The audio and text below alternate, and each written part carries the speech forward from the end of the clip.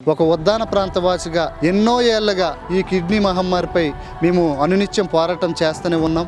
మరి పోరాటంలో భాగంగా ఈ రోజుకైతే ఎంతో కొంత విజయం అయితే సాధించినామని, మరి ఈ సాధించడానికి కారణమైనటువంటి గౌరవ ముఖ్యమంత్రి గారికి మా ప్రాంతవాసుల తరపున కృతజ్ఞతలు తెలుపుకుంటున్నాం. సార్, ఎంతో మంది ముఖ్యమంత్రులను కూడా చూసాం, కానీ ఇటువంటి ముఖ్యమంత్రి ఏదైతే హామీలో భాగంగా ఏది కూడా పూచే తప్పకుండా ఇచ్చినటువంటి హామీలన్నీ కూడా నెరవేర్చి మరి ఈ రోజు నెరవేర్చినటువంటి వ్యక్తి ముఖ్యమంత్రి జగన్మోహన్ రెడ్డి. అంతేకాదు, ఏదైతే గతంలో పాదయాత్రలో భాగంగా మా పక్కనే ఉన్నటువంటి ఉద్దాన ప్రాంతానికి చెందినటువంటి జగితి గ్రామం రావడం, అప్పటికే మా గ్రామంలో సుమారుగా 15 మంది కిడ్నీ డయాలసిస్ పేషెంట్స్ ఉండడం, కానీ ఆ రోజు ఏదైతే జగన్మోహన్ రెడ్డి గారు హామీ ఇచ్చినారో ఈ 10 డయాలసిస్ పేషెంట్స్ ఎవరైతే ఉన్నారో మన అందరి ప్రభుత్వం అధికారంలోకి వచ్చిన తర్వాత మీ అందరికి కూడా 10,000 రూపాయలు పింఛనిస్తానని మరి ఏదైతే హామీ ఇచ్చినారో ఆయన ఇచ్చిన మాట అయితే తప్పలేదు.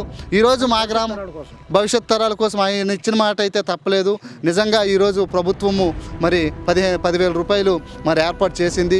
ఇప్పటికే మా గ్రామంలో నలుగురు కూడా 10,000 రూపాయలు పెంచి కిడ్నీ డయాలసిస్ పింఛన్ కూడా తీసుకోవడం జరుగుతుంది. సార్, మేము ఏదైతే కోరుకున్నామో ఉద్దాన ప్రాంత వాసులుగా మాకు కావాల్సింది ఏంటి? ఈ జబ్బు మూలాలు కనుకొని పూర్తిగా ఆ జబ్బును తగ్గించే పరిస్థితి తీసుకురావాలనే కదా మేము కోరుకున్నాము. మరి దాంట్లో భాగంగా కదా ఈరోజు మరి పలాస రీసెర్చ్ సెంటర్ అనేది స్టార్ట్ చేయడం.